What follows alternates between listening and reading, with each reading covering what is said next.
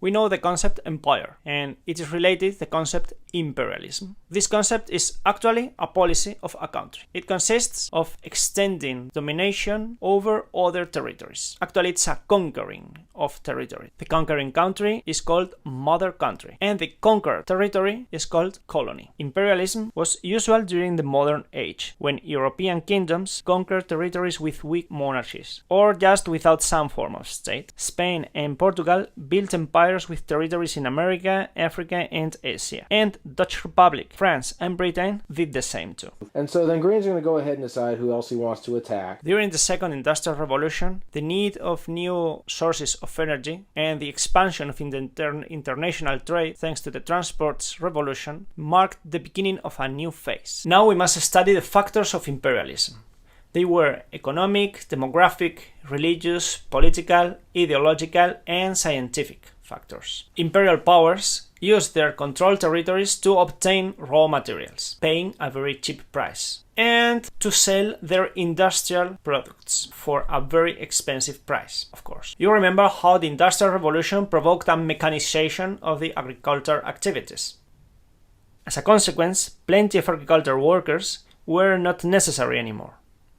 These people had to emigrate, and some chose the colonies.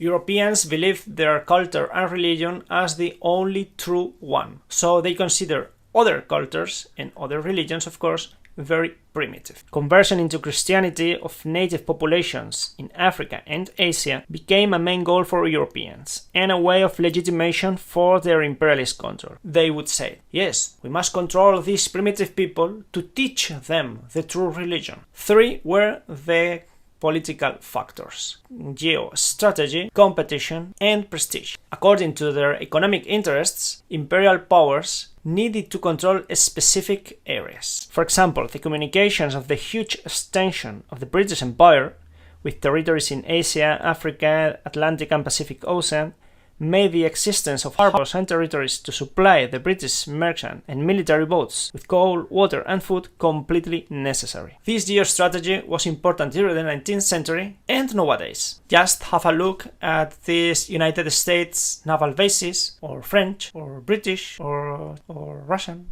The economic profits provided by the colonies boost the competition between industrialized countries to colonize new territories, sometimes just to prevent other country to increase its power. One idea spread among European people: the more territories your country controls, the more important your country is. So European people supported colonialism based on nationalist ideology. Europeans believed in the superiority of white race, so other people in Asia and Africa were considered primitive, and Europeans had the duty to civilize them. Of course, this duty of civilizing people brought the right of ruling over these people. Scientists developed expeditions all over the world. In this way, they also contributed to imperialism, because the country that organized and financed the expedition, after they had explored a territory, country claimed the right to conquer it and, of course, to rule it and exploit it. Colonies were not exactly the same everywhere. Colonial powers established three types of ruling: colonies, protectorates, and spheres of influence. Colonies were territories without sovereignty. Do you remember the concept sovereignty?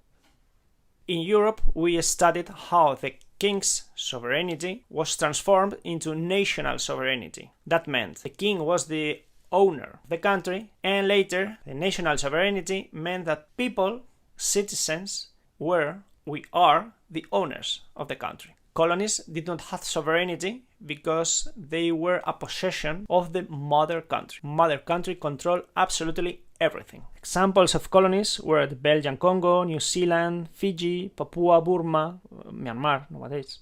Protectorates were another category of colonization. Now the colonial power controlled the foreign policy and the main economic activities. Native authorities had control over domestic policy, local administration, local security, town halls. Examples of protectorates were Somaliland, nowadays Somalia, Cyprus, Gibraltar, Brunei, Egypt, Sudan.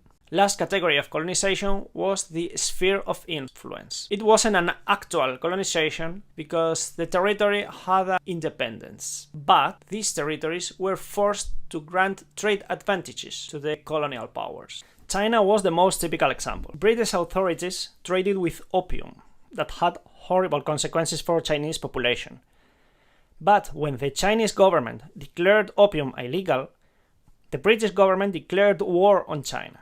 And after bombing several cities, the Chinese government was forced to cede and allow the opium trading. Colonialism had a big influence on politics until today. Territories were distributed among and by colonial powers without considering native populations. They did not consider linguistic differences or religious, cultural, social, historical. Because of that, colonial powers draw the borders of these territories, causing a lot of conflicts in the past, in the present, and in the future. The economy of the colonies was based on the extraction of minerals and plantation agriculture. Private companies from colonial countries exploited the extraction of minerals, gold, diamonds, and coal, and created large plantations of rubber, coffee, and tea.